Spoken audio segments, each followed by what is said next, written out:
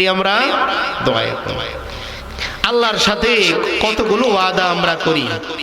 আল্লাহুম্মা ইন্না নাস্তাঈনুকা ওয়া নাস্তাগফিরুকা ওয়া নু'মিনু বিকা ওয়া নাতাওয়াক্কালু আলাইকা ওয়া নুসনি আলাইকাল খায়র ওয়া নাশকুরুকা ওয়া লা নাকফুরুকা ওয়া নাখলাউ ওয়া নাতরুকু মান ইয়াফজুরুকা আল্লাহুম্মা ইয়্যাকা না'বুদু ওয়া লাকা নুসাল্লি ওয়া নাসজুদু ওয়া ইলাইকা নাসআ ওয়া নাহফিদু ওয়া নারজু রাহমাতাকা ওয়া নাখশা আযাবাকা ইন্না আযাবাকা বিল কুফফারি মুলহিক। এই যে ওয়াদাগুলো আমি করলাম, এই ওয়াদার থেকে প্রথম 2-4টা ওয়াদাটা আমরা একটু মুযাকারা করব। শুনতে রাজি আছেন তো? রাজি আছেন তো নাকি ক্লান্ত হয়ে গেছে? কি ওয়াদা করি যদি আমি বুঝে যাই তাহলে আমার জীবন পরিবর্তন হয়ে যাবে। 1 নাম্বার ওয়াদা কি? ওয়াদা আল্লাহুম্মা ইন্না নাস্তাঈনুকা, আমি আমার রবের সাথে কথা দিচ্ছি, ও আমার রব কথা দিলাম, সাহায্য যদি চাওয়ার হয় একমাত্র আপনার কাছেই সাহায্য চাইব।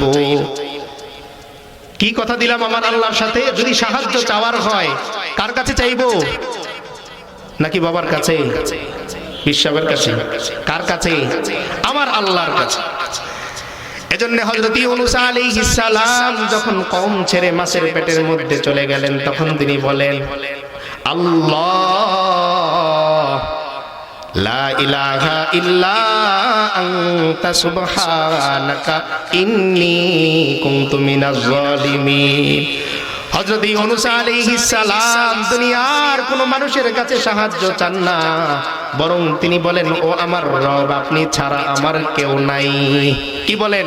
লা ইলাহা ইল্লা আনতা, ও আমার রব আপনি ছাড়া আমার কেউ নাই। সুবহানাকা, আপনি পবিত্র। ইন্নী কুনতু মিনাজ জালিমিন, আমি জুলুমের শিকার হয়ে গেছি। সাহায্য যখন আমার আল্লাহর কাছে তিনি চাইলেন তো আল্লাহ উত্তর দেন ফাস্তাজাবনা লাহু ওয়া নাজাইনাহু মিনাল গাম ওয়া কাযালিকা নুজিল মুমিনিন। আমার আল্লাহ সঙ্গে সঙ্গে ঘোষণা দেন যেহেতু আমার নবী ইউনূস দুনিয়ার কোন মানুষের কাছে সাহায্য না চেয়ে আমি আল্লাহর কাছে সাহায্য চাইলো, তাই আমি আল্লাহ তারে পেরেশানি থেকে মুক্তি দান করলাম। শেষে আল্লাহ বললেন ওয়া কাযালিকা নুজিল মুমিনিন।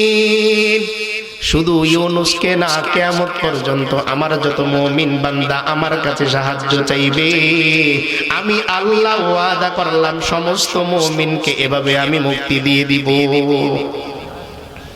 তাহলে আল্লাহর কাছে সাহায্য চাইলে আল্লাহ সাহায্য করেন তো?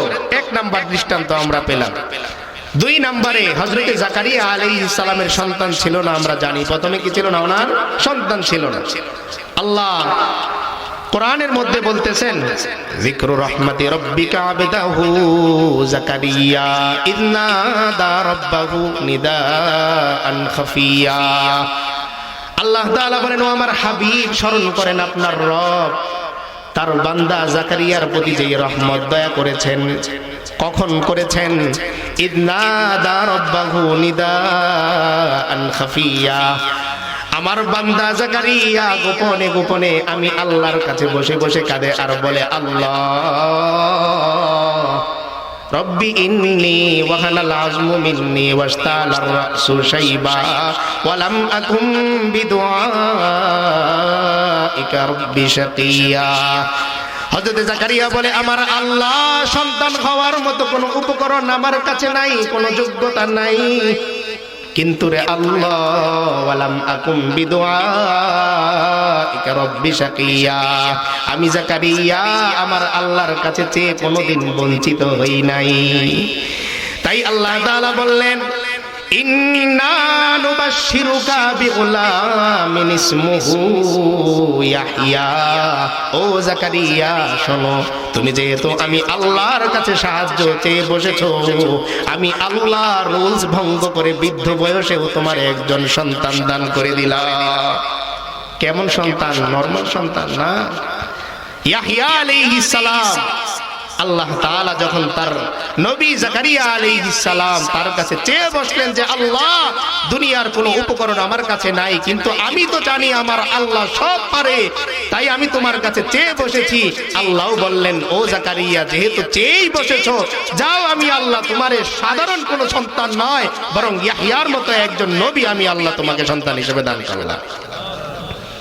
এক নাম্বার ওয়াদা কি? নাস্তাইনুকা, জীবনের পণ হবে আমার এই, আমি সাহায্য চাইলে কার কাছে চাইবো? আমার আল্লাহর কাছে।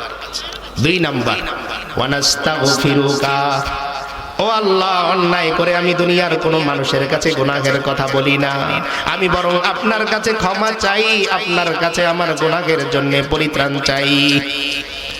এজন্যে বুখারী শরীফের 3470 নম্বর হাদিস, এই হাদিসের মধ্যে আল্লাহ রাসূল সাল্লাল্লাহু আলাইহি ওয়াসাল্লাম বলেন, কানা ফি বনি ইসরাঈল রাজুলুন, বনি ইসরাইলের মধ্যে একজন লোক ছিল, তার মার্ডারের সংখ্যা 99। কত? 99। এবারে আলেমের কাছে, পণ্ডিতের কাছে এসে জিজ্ঞেস করতেছে, বলেন তো, আমি যে এত এত অন্যায় করলাম, আমার কোনো ক্ষমা আছে? কার সাথে পরামর্শ করে? মানুষের সাথে। খুব খেয়াল করে কথাগুলো শুনবো, শুধু ঘটনা বলতেছি না, আমার ওয়াদা এবং ওয়াদার যেই ফলাফল এটা নিয়ে আলোচনা করছি। তো প্রশ্ন করলেন, আমার কি কোনো ক্ষমার সুযোগ আছে? উনি বললেন না। এত অন্যায়ের পরে ক্ষমা থাকে? তো সে কি করলো? ওই পণ্ডিত কেউ মার্ডার করে, হত্যা করে 100 পূরণ করছে। কত? 100। যে একজন আর বাকি রেখে লাভ কি? 100 পূরণ করি, ক্ষমা যেহেতু নাই তাহলে আর ক্ষমা চেয়ে লাভ।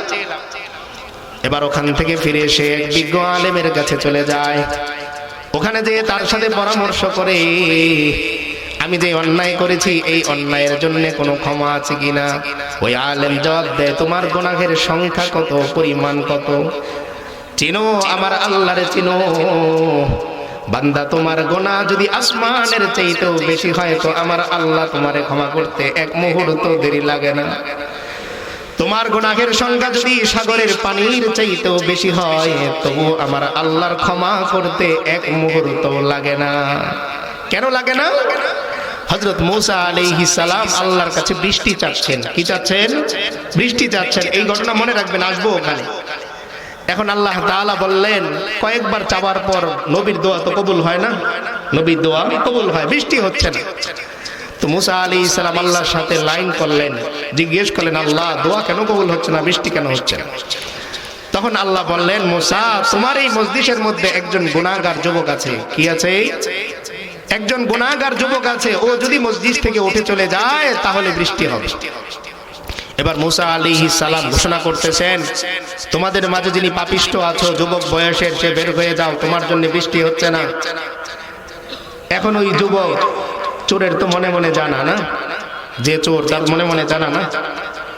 এখন ওই বেচারা মনে মনে চিন্তা করতেছে, আহারে, এতদিন পর্যন্ত গুনাহ করছি, কেউ তো জানে নাই, আজকে যদি এখন বের হই তাহলে তো সবাই দেখবে।